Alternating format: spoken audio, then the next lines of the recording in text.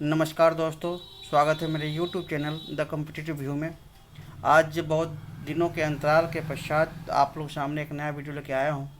ये वीडियो है 67 बीपीएससी जो जिसका री एग्जामिनेशन 30 सितंबर 2022 को हुआ है, उसका पूरे क्वेश्चन का आंसर डिटेल के साथ लेके आया हूँ। ये पूरी आंसर जो है ऑथेंटिक तरीके और ऑथेंटिक शर्तों से प्राप्त की गई हैं। अगर फिर भी इसमें कहीं त्रुटि अगर होती है तो आप लोग कमेंट करके हमें बताएंगे। चलिए क्वेश्चन की तरफ बढ़ते हैं।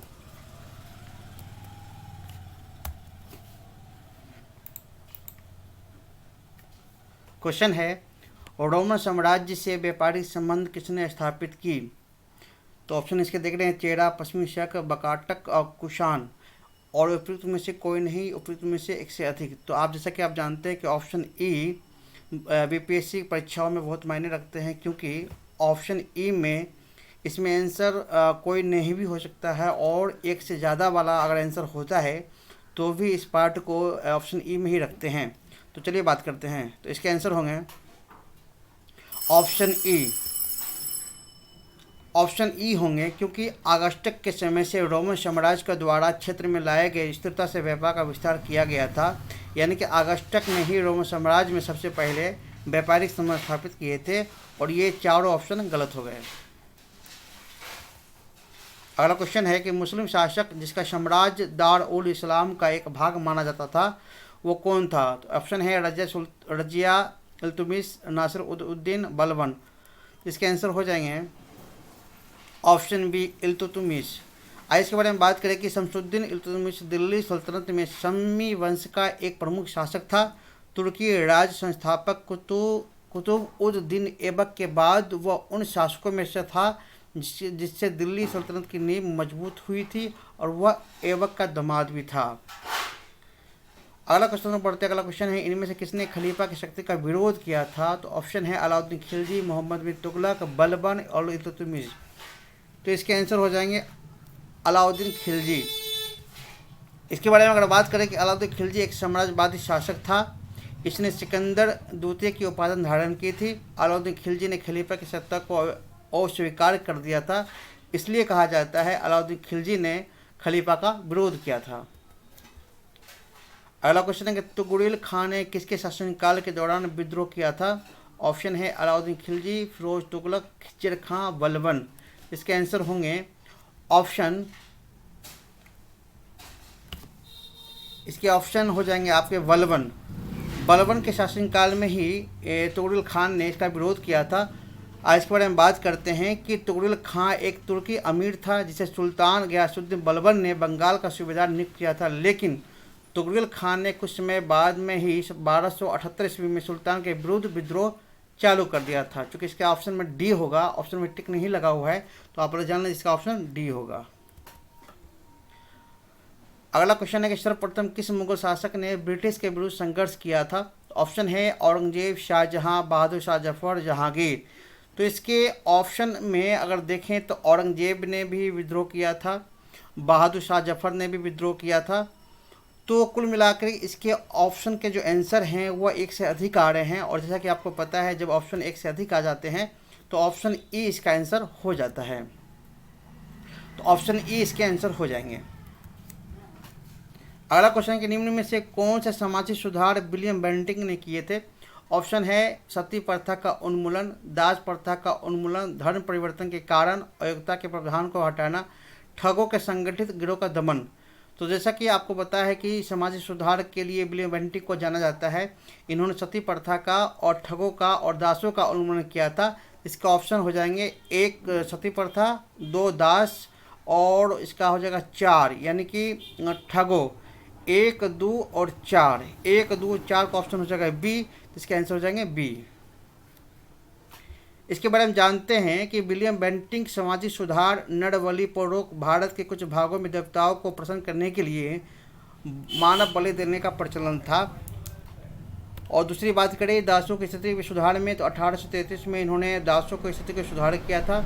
नंबर 3 इनके कार्य हैं, सरकारी सेवाओं में भेदभाव का अंत किया था, बाल हत्या को रोका था, प्रेस की स्वतंत्रता को दी थी, सती प्रथा का अंत किया था, ठगों का दमन किया था और नई शिक्षा नीति अपनाई थी। अगला क्वेश्चन है किसने सिंध विजित कर उसका अधिग्रहण किया था? ऑप्शन है सलीमन, नेपियर, लॉरेंस, वेलिंगटन। तो इसके आंसर हो जाएंगे उपयुक्त में से कोई नहीं, क्योंकि सिंध पर विजित करने वाले एक शासक थे मोहम्मद बिन तुगलक, मोहम्मद बिन कासिम, यानी कि सिंधु नदी के पार रोडी में दाहिड़ी सेनाओं ने जो हराई गई दाहिड़ी सेना की मृत्यु हो गई थी और मोहम्मद बिन कासिम पर सिर्फ का कब्जा हो गया था। तो इसके ऑप्शन में मोहम्मद बिन कासिम होना चाहिए, लेकिन मोहम्मद बिन कासिम का नाम इसमें नहीं दिया गया है, इसलिए इसका ऑप्शन हो जाएगा ई। अगला क्वेश्चन था कि भारत में प्रथम जनगणना किस वर्ष प्रारंभ की गई थी? तो आपको पता होगा कि स्वतंत्रता से पहले जो 1872 में लॉर्ड मेयो के शासनकाल में जो है पहली बार जनगणना का आरंभ किया गया था। तो ऐसे बारे में जानते हैं कि आधुनिक भारत में जनगणना की शुरुआत के संबंध में 1872 में पहली बार जनगणना की गई थी, और उसके बाद जो है 1881 में रिपन के शासनकाल में जनगणना की गई थी। उसके बाद स्वतंत्र भारत में देखा जाए तो 1951 में पहली जनगणना हुई थी। अगला क्वेश्चन है कि सुखदेव, भगत सिंह तथा राजगुरु को किस तारीख को फांसी दे दी गई थी? सुखदेव, भगत सिंह, राजगुरु एक क्रांतिकारी थे जिनका स्वतंत्रता संग्राम में बहुत बड़ा योगदान था। इनको फांसी जो है 23 मार्च 1931 को दी गई थी। तो इसके ऑप्शन हो जाएंगे ए। आइए बात करें अगला, महात्मा गांधी द्वारा 1940 में प्रारंभ किए गए व्यक्तिगत सत्याग्रह के तीसरे सत्याग्रही कौन थे? देखिए सत्याग्रह दो तरह से हुए थे, एक चंपारण में जो हुआ था सत्याग्रह, एक व्यक्तिगत सत्याग्रह। तो व्यक्तिगत सत्याग्रह 1940 में हुआ था।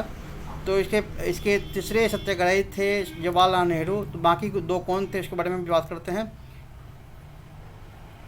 व्यक्तिगत सत्याग्रह का प्रारंभ जो है अक्टूबर 1940 में वर्धा के निकट पवनार ग्राम से शुरू हुआ था। इसके प्रथम सत्याग्रही थे विनोबा भावे, दूसरे थे जवाहरलाल नेहरू एवं तीसरे थे पंडित जवाहरलाल नेहरू एवं रामदत्त। अगला क्वेश्चन की तरफ बढ़ते हैं कि भारत छोड़ो आंदोलन के दौरान खुफिया रेडियो किसने प्रारंभ किया था? तो ऑप्शन है सुभद्रा कुमारी चौहान, सुचिता कृपलानी, एनी बेसेंट, उषा मेहता। इसके ऑप्शन हो जाएंगे ऑप्शन डी, उषा मेहता। आइए उषा मेहता के बारे में बात करें। उषा मेहता ने भारत के स्वतंत्रता आंदोलन में सक्रिय भूमिका निभाई थी और स्वतंत्रता के बाद वह गांधीवादी दर्शन के अनुरूप महिलाओं के उत्थान के लिए प्रयास करती रही थी। भारत छोड़ो आंदोलन के समय खुफिया कांग्रेस रेडियो चलाने के कारण पूरे देश में उनकी बहुत बड़ी ख्याति प्राप्त हुई थी। अगला क्वेश्चन की तरफ बढ़ते हैं। अगला क्वेश्चन है कि मगध शासक बिंबिसार का चिकित्सक कौन था? ऑप्शन है विजय सेन, जीवक, मनु, शिलभद्र। तो इसका ऑप्शन हो जाएंगे ऑप्शन बी, जीवक। जीवक जो थे वह मगध शासक बिंबिसार का चिकित्सा था। जीवक को भारतीय राजा बिंबिसार द्वारा नियुक्त किया गया था। वह वृद्ध के निजी चिकित्सक भी रहे थे और 5वीं ईसा पूर्व में राजगिरी में रहा करता था। अगला क्वेश्चन के बिहार में तुर्क सत्ता का वास्तविक संस्थापक कौन था? तो ऑप्शन है इब्न बख्तियार खिलजी, इब्राहिम दरिया खान नुरानी, मलिक हुशामुद्दीन। इसके ऑप्शन आंसर हो जाएंगे उपयुक्त में से कोई नहीं, यानी कि ई, क्योंकि आपको पता होगा कि तुर्क सत्ता का वास्तविक संस्थापक जो था वह कुतुबुद्दीन ऐबक था।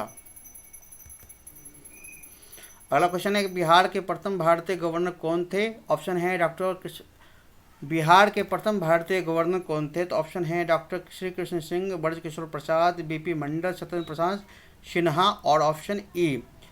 तो इसके आंसर हो जाएंगे इनमें से कोई नहीं, यानी कि ऑप्शन ई। चूँकि आपको पता है कि बिहार के पहले गवर्नर जनरल जयराम दौलत राम था, जो 15 अगस्त 1947 से लेकर के 11 जनवरी 1948 तक अपने पद पर रहे थे। और वर्तमान में जो है फागू चौहान है, जो 28 जुलाई 2019 से अभी तक कार्यरत हैं।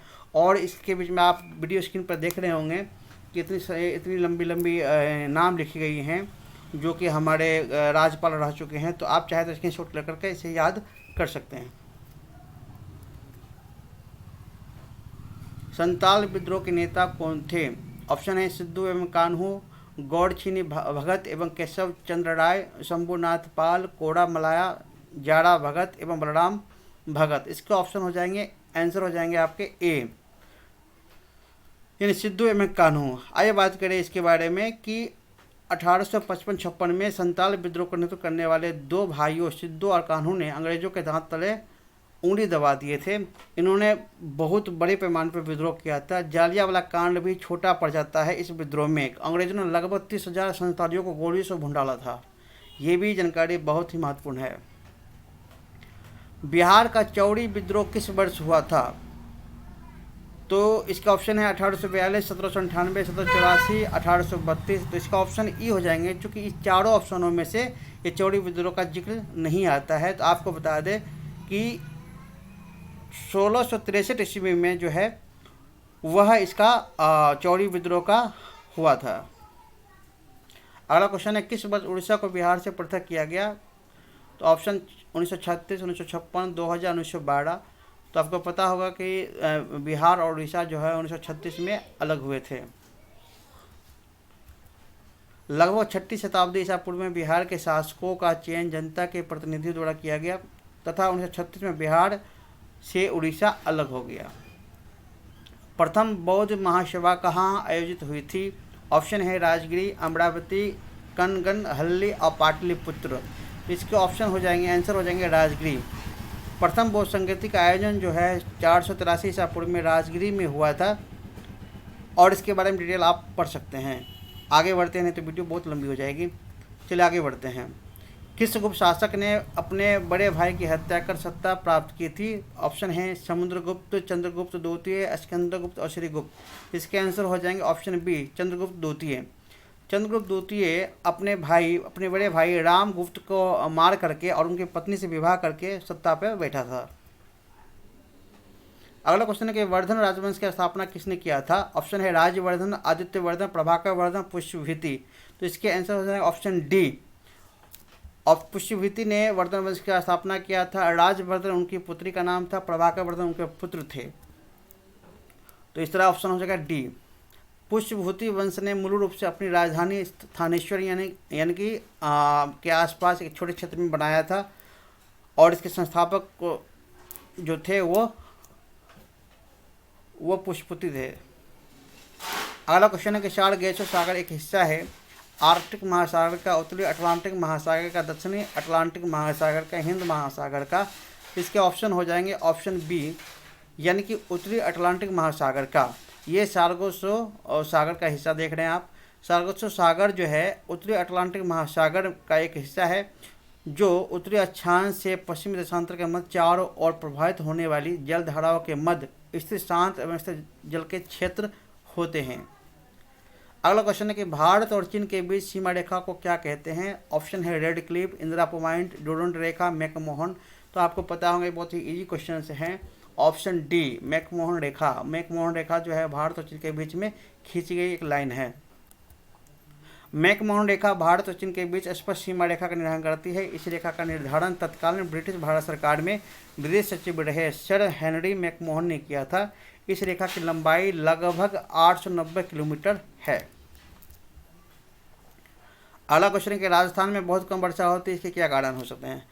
तो ऑप्शन दिया हुआ है कि यहाँ पर बहुत गर्मी होती है, यहाँ जल उपलब्ध नहीं है, इस प्रकार की हवाएं शुष्क रहती हैं, हवाएं किसी प्रकार की बाधाओं को पार नहीं करती हैं, जिसके कारण ठंड होने के लिए आवश्यक ऊंचाई नहीं मिल पाती, मानसूनी क्षेत्र में पहुँचने में असफल रहता है। इसके आंसर हो जाएंगे आपके ऑप्शन ई, चूँकि इसके आंसर जो है वह ऑप्शन बी हो जाएंगे, क्योंकि यहाँ पर जल जो है उपलब्ध नहीं होने के कारण यहाँ पर हवाएं जो हमेशा शुष्क बनी रहती है, उसका वाष्पीकरण नहीं हो पाता है। अगला क्वेश्चन है कि निम्न कथनों पर विचार कीजिए। विचार ये करना है, पहला है कि भारत में बाघ परियोजना 1973 में चालू की गई थी, बिल्कुल सही। वर्ष 2022 में राष्ट्रीय जैव विविधता दिवस मनाया गया, जिसकी विषय वस्तु सभी जीवन के लिए एक सतत भविष्य का निर्माण करना है। और नंबर 3 बाघ परियोजना बाघों को संरक्षित करने का एक उद्देश्य है। तो इसमें आप देख रहे हैं कि इसका आंसर जो है 1 और 3 यानी कि ऑप्शन ए आ रहा है, क्योंकि भारत में बाघ परियोजना का मतलब बाघों को संरक्षित करना, और भारत में बाघ परियोजना 1973 में लागू की गई थी। इसके बारे में जानें कि वन्य जीव जंतुओं में बाघ प्रमुख प्रजातियां में से एक है। 1973 में अधिकारियों ने पाया कि शताब्दी काल में बाघों की आबादी अनुमानतः घटती जा रही है, जिसके उद्देश्य से इस परियोजना का गठन किया गया। आइए बात करें राष्ट्रीय जैव विविधता प्राधिकरण। भारत के पर्यावरण एवं वन मंत्रालय का अधीन एक स्वास्थ्य संस्था राष्ट्रीय अधीन निकाय है जिसका प्रावधान जो है 2002 में किया गया था। केरेबा किस प्रकार की खेती के लिए प्रसिद्ध है? ऑप्शन है केसर, आम, अंगूर, केला। तो इसके आंसर हो जाएंगे ऑप्शन ए केसर। कश्मीर घाटी में हिमोड निक्षेप द्वारा निर्मित संरचनाओं को केरेबा कहते हैं। यह केसर की खेती के लिए अधिक प्रसिद्ध होती हैं। अगला क्वेश्चन है कि भारत का कौन सा राज्य थोड़े उत्पादन में अग्रणी है? ऑप्शन है बिहार, झारखंड, मध्य प्रदेश, केरल। तो इसके आंसर हो जाएंगे ऑप्शन डी केरल। यद्यपि इसके अनेक ऐश प्राप्त हैं परंतु मेनोजाइट इसका सबसे महत्वपूर्ण स्रोत है जिसमें थोडियम तथा अन्य विरल मृदाओं के फास्फोरेट रहते हैं। संसार में मोनोजाइट का सबसे बड़ा भंडार जो है भारत के केरल में ही पाया जाता है। अगला क्वेश्चन है अखबारी कागज उद्योग निम्न में से किस स्थान पर अवस्थित है? ऑप्शन है दुर्गापुर, नेपानगर, कानपुर, सतनाथ। ये ऑप्शन डी नहीं होगा, यहाँ पे ऑप्शन बी होगा नेपानगर।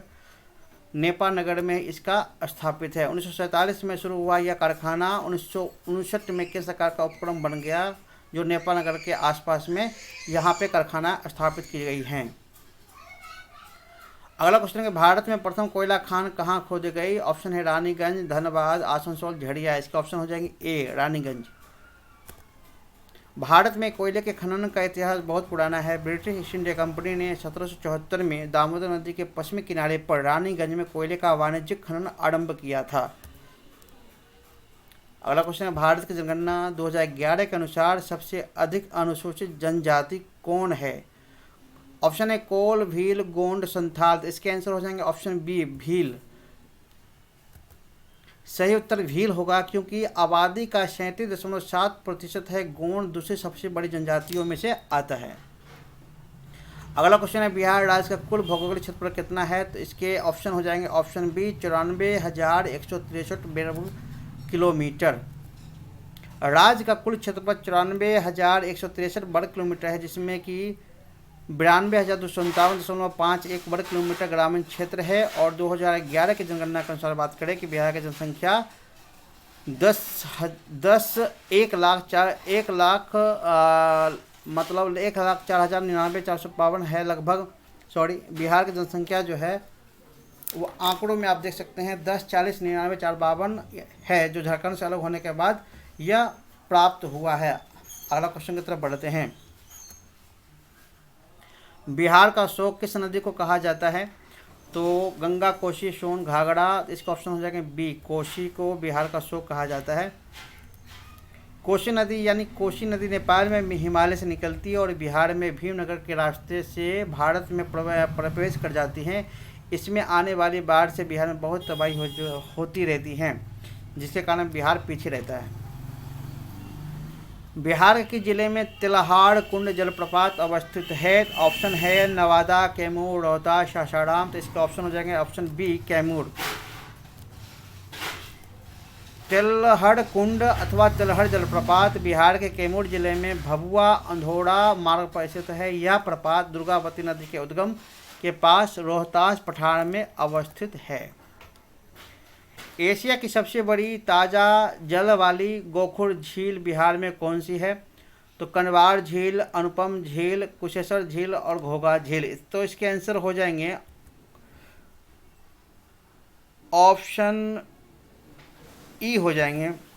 यह बिहार के बेगूसराय जिले में तटस्थ है। यह एशिया की सबसे बड़ी गोखुर झील है और यह प्रवासी पक्षियों को देखने और उनका अध्ययन करने के लिए होता है। मतलब ये झील जो है आपको इनमें से कोई नहीं हो सकता होगा क्योंकि गोखुर झील जो है बिहार में पाई जाती है, इसलिए ये चारों ऑप्शन गलत हो गए। बिहार के किस जिले में सबसे अधिक सोने का भंडार मिला है? तो ऑप्शन होगा जमुई, बांका, कटिहार, मुंगेर। तो जैसा कि आपको पता है कि हाल ही खबरों में जमुई में बड़े पैमाने पर सोने का पता चला है, सोने का भंडार का होने का पता चला है। आइए इसके बारे में बात करें। इसके लिए बिहार सरकार ने जमुई जिले में देश के सबसे बड़े सोने के भंडार की खोज के लिए अनुमति दे दी है। इसकी जानकारी एक वरिष्ठ अधिकारी ने शनिवार को दी है। जैसे आपको पता होगा न्यूज़ चैनल में आपने बहुत पढ़ा होगा। आगे बढ़ते हैं। बिहार के जिले को सिल्क सिटी के नाम से जाना जाता है। तो ऑप्शन है भोजपुर, भागलपुर, बांका, कटिहार। तो इसका आंसर हो जाएगा ऑप्शन बी भागलपुर। भागलपुर को सिल्क सिटी के नाम से जाना जाता है। भागलपुर बिहार प्रांत का एक शहर है। गंगा के तट पर बसा यह एक अत्यंत प्राचीन शहर है। पुराणों में और महाभारतों में इस क्षेत्र को अंग प्रदेश के नाम से जाना जाता था। भारत की जनगणना 2011 के अनुसार बिहार में महिला साक्षरता दर कितनी है? तो इसके आंसर होंगे 51.50%, यानी ऑप्शन सी। भारत की जनगणना 2011 के अनुसार बिहार में साक्षरता दर जो है टोटल 61.80% है। बिहार में पुरुष साक्षरता दर 71.20 है और महिला साक्षरता दर जो है 51.50 है। सौरमंडल का प्रधान आकाशीय पिंड कौन सा होता है? ऑप्शन है बृहस्पति, शनि, सूर्य, पृथ्वी। जैसा कि आपको पता है सूर्य प्रधान आकाशीय पिंड है। इसके आंसर हो जाएंगे ऑप्शन सी सूर्य।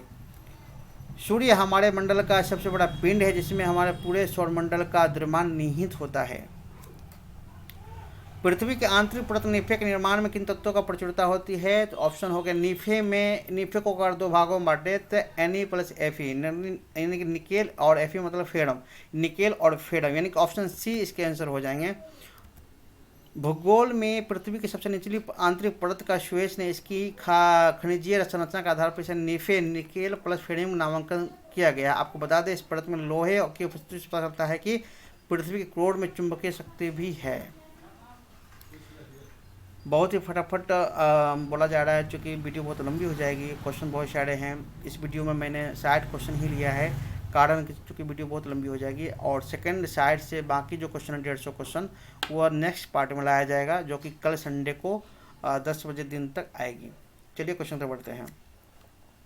भौगोलिक अपरदन चक्र की संकल्पना इनमें से किसने प्रस्तुत किया? WM डेविस, SW उल्डीज, कोवर और हॉर्न। इसका ऑप्शन हो जाएंगे ए WM डेविस ने अपरदन चक्र का प्रयोग किया था। डेविस ने 1899 में भौगोलिक चक्र की परिकल्पना का प्रतिपादन किया था तथा भौगोलिक चक्र अपरदन को वह अवधि है जिसके अंतर्गत उच्चित भूखंड अपरदन के प्रक्रम द्वारा प्रभावित होकर एक आकृति विहीन समतल मैदान में बदल जाता है, ऐसी उन्होंने परिभाषा दिया था। अगला क्वेश्चन है, गरजने वाली चालीसा, क्रुद्ध 50, चिखने वाला 60 पवने पृथ्वी किस गोलार्ध में चलती हैं? ऑप्शन हो जाएगा दक्षिणी गोलार्ध, पूर्वी गोलार्ध, पश्चिमी गोलार्ध, उत्तरी गोलार्ध। इसके ऑप्शन हो जाएंगे ऑप्शन ए दक्षिणी गोलार्ध में यह चलती हैं। लोकसभा में समानता कितने सत्र होते हैं? तो लोकसभा में समानता जो है वह 3 सत्र होते हैं। वो कौन कौन सत्र है? पहला सत्र होता है बजट सत्र जो फरवरी से मई में होता है। मानसून सत्र होता है जो जुलाई से अगस्त तक चलता है। शीतकालीन सत्र होता है जो नवंबर से दिसंबर तक होता है। अगला क्वेश्चन, स्वतंत्र भारत के प्रथम विधि आयोग के अध्यक्ष कौन थे? ऑप्शन है न्यायाधीश VK सुंदरम, न्यायाधीश TB वेंकटराम अय्यर, MC सीतलवाल, न्यायाधीश JL कपूर। इनमें से इन चारों ऑप्शनों में से कोई नहीं है, तो इसलिए इसका ऑप्शन हो जाएगा ई। इसके आंसर तो क्या होंगे? इसके आंसर हो जाएंगे लॉर्ड मेकाले। लॉर्ड मेकाले जो है भारत के लिए एक विधि आयोग निर्मित पर बल दिया था और प्रथम आयोग के 4 सदस्य जिसमें मेकाले जो है अध्यक्ष पद पे कायम थे।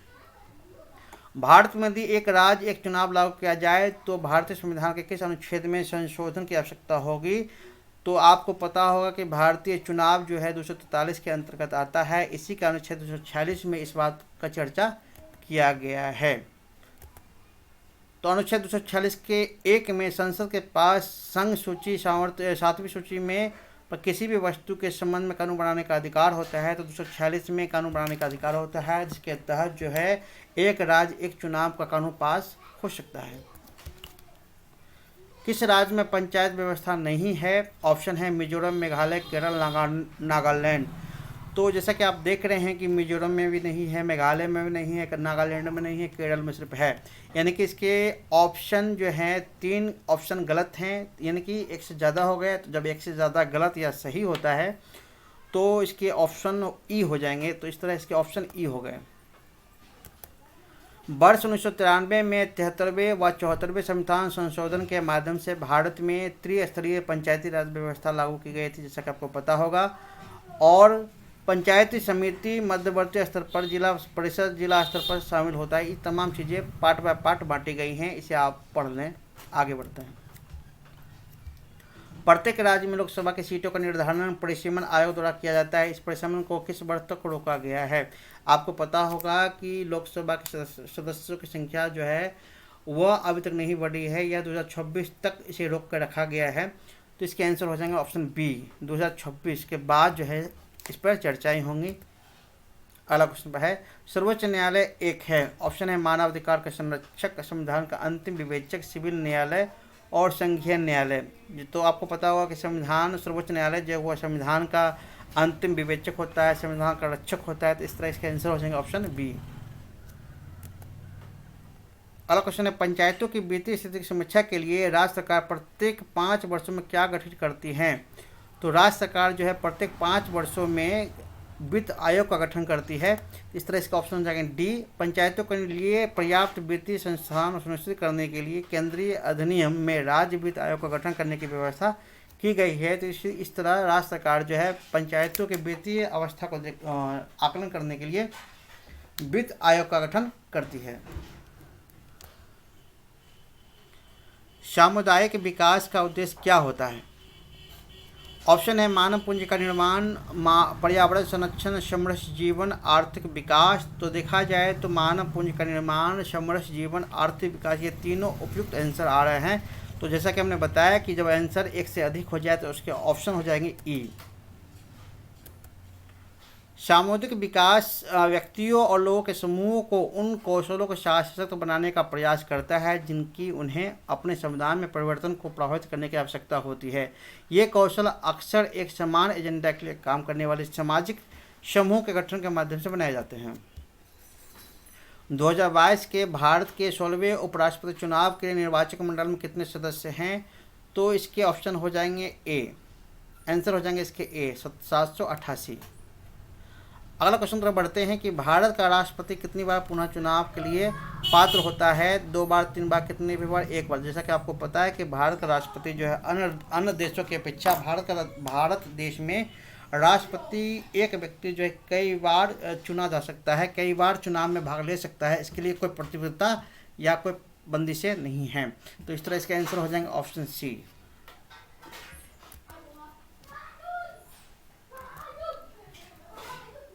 भंडारी समिति किससे संबंधित है? ऑप्शन है अप्रत्यक्ष कराधान, कृषि ऋण, क्षेत्रीय ग्रामीण बैंकों की पुनर्संरचना, प्रत्यक्ष कराधान। इसका ऑप्शन हो जाएंगे सी, क्षेत्रीय ग्रामीण बैंकों की पुनर्संरचना से भंडारी समिति संबंधित है। भंडारी समिति का संबंध ग्रामीण बैंकों की पुनर्संरचना से है। क्षेत्रीय ग्रामीण बैंकों की स्थापना 26 सितंबर 1975 को हुई थी। क्षेत्रीय ग्रामीण बैंक अधिनियम 1976 के प्रावधानों के अनुसार इसका उद्देश्य ग्रामीण अर्थतंत्र को कृषि, व्यापार, वाणिज्य, उद्योग और अन्य उत्पादन गतिविधियों से जोड़कर ऋण और अन्य सुविधाएं प्रदान करना होता है। राष्ट्रीय पेंशन स्कीम एनपीएस से संबंधित सही कथन चुनिए। तो ऑप्शन ए है एनपीएस भारत सरकार द्वारा शुरू की गई सेवानिवृत्त लाभ योजना है जो भारत के सभी नागरिकों को नियमित आय की सुविधा प्रदान करती है। बिल्कुल सही। एनपीएस को ईडा द्वारा विनियमित किया जाता है। बिल्कुल गलत। एनपीएस को सेबी द्वारा विनियमित किया जाता है। बिल्कुल गलत। ऑप्शन डी, एनपीएस को पेंशन फंड नियामक और विकास के प्राधिकरण द्वारा विनियमित किया जाता है। तो इस तरह इसके आंसर हो जाएंगे ऑप्शन ई, चूंकि डी और ए सही जा रहा है। निम्न में से कौन सा भारत के बजट 2022-23 की प्राथमिकता में शामिल नहीं किया गया है? समावेशी विकास, उत्पादकता संवर्धन, निवेश, उदीयमान अवसर, ऊर्जा संस्कृति, जलवायु पूरक विनिवेश, पीएम गति शक्ति। आइए जानते हैं इसके बारे में। इसका ऑप्शन हो जाएगा ए, चूँकि इसमें एक से अधिक आंसर हैं। इसके बारे में बात करते हैं कि पीएम गति शक्ति, समावेशी विकास, उत्पादकता बढ़ाना आदि इसमें शामिल किया गया है। वित्तीय वर्ष 2021-22 में भारत में टैक्स जीडीपी का अनुपात क्या रहेगा? तो इसके आंसर हो जाएंगे आपके 11.7% रहने का है। वस्तु वर्गीकरण और समूह के अनुसार विश्वव्यापी निर्यातों में भारत का हिस्सा वर्ष 2000 कितना होने वाला है? तो इसके आंसर हो जाएंगे आपके 1.3%, ऑप्शन सी। अगला क्वेश्चन है कि चतुर्थ अग्रिम अनुमान के अनुसार वर्ष 2021 में भारत में गेहूं का कुल उत्पादन कितना होना है? तो ये चारों में से ऑप्शन नहीं आ रहा, इसके ऑप्शन हो जाएंगे ई और ई। आइए बात करें इसके बारे में। फसल वर्ष 2021 में देश का खाद्यान्न उत्पादन, जिसमें गेहूं, चावल, दालें और मोटे अनाज है, रिकॉर्ड जो है वह 7.4 लाख टन रहा है, जो कि ऑप्शन में नहीं आ रहा। तो इस तरह इसके ऑप्शन हो जाएंगे ई। अगला क्वेश्चन है, जीवंत ग्राम कार्यक्रम का संबंध में इनमें से कौन सा सही है?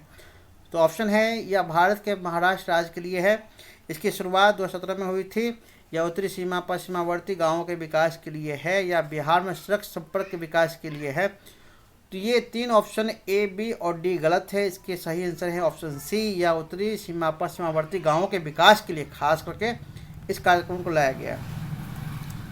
तो 1 फरवरी 2022 को अपने बजट भाषण में वित्त मंत्री श्रीमती निर्मला सीतारमण ने सीमावर्ती गांवों के विकास के लिए एक योजना, जीवंत ग्राम कार्यक्रम यानी कि वाइब्रेंट विलेज प्रोग्राम की घोषणा की।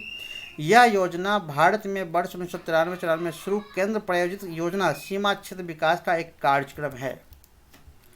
अगला क्वेश्चन है कि बिहार के आर्थिक सर्वेक्षण 2021 से 22 के अनुसार में गलत कथन को चुनना है। गलत कथन कौन है इसमें? बिहार में द्वितीय क्षेत्र में 4.8% की वृद्धि दर से वृद्धि हुई थी। बिल्कुल सही जवाब, ये तो हुआ है। बिहार में तृतीय क्षेत्र में 8.5% की उच्चतम दर से बढ़ा था, ये भी सही है। बिहार में प्राथमिक क्षेत्र में 2.8% दर से वृद्धि हुई, ये भी सही है। यानी कि इसमें 3 में से सही है, तो गलत को चुनना है। और इसमें बिहार में प्राथमिक क्षेत्र में 2.3% की दर से वृद्धि, इसमें तो मतलब सभी सही हैं, तो ऑप्शन इसके ई गलत हो जाएंगे। अगला क्वेश्चन की तरफ बढ़ते हैं कि शहरीकरण के बढ़ते स्तर के अनुसार बिहार के निम्न जिलों का सही क्रम होगा। तो इसके ऑप्शन हो जाएंगे ऑप्शन डी, नालंदा बढ़ रहा है, मुंगेर बढ़ रहा है, पटना तो बढ़ा हुआ है। आप लोग देख लेंगे अपने हिसाब से। अगला क्वेश्चन है और आखिरी क्वेश्चन है, वित्तीय वर्ष 2022-23 के लिए राजकोषीय घाटा बिहार के जीएसडीपी का कितना अनुमान लगाया गया है? तो 12.1, 3.47, 9.89, 3.18, तो इसके आंसर हो जाएंगे आपके 3.47 रखा गया है। तो इस तरह 1 से लेकर 60 क्वेश्चन को मैंने लिया है ताकि वीडियो ज़्यादा लंबा ना हो। तो इस दृष्टि देखा जाए तो, और नेक्स्ट पार्ट जो है वो कल 9 बजे सुबह तक आ जाएगी। तब तक आप लोग अपने क्वेश्चन को मिला ले और देखें कि एक्सेल के 60 तक में आप लोग को कितने मार्क्स आते हैं। और इसमें अगर मैंने किसी का आंसर गलत मानवीय कारणों से गलत अगर हो गया होगा तो आप लोग कमेंट करके मुझे बताएंगे, ताकि मैं इसे अगले वीडियो में सुधार दूंगा। मिलते हैं नेक्स्ट वीडियो में, तब तक अपनी पढ़ाई जारी रखें।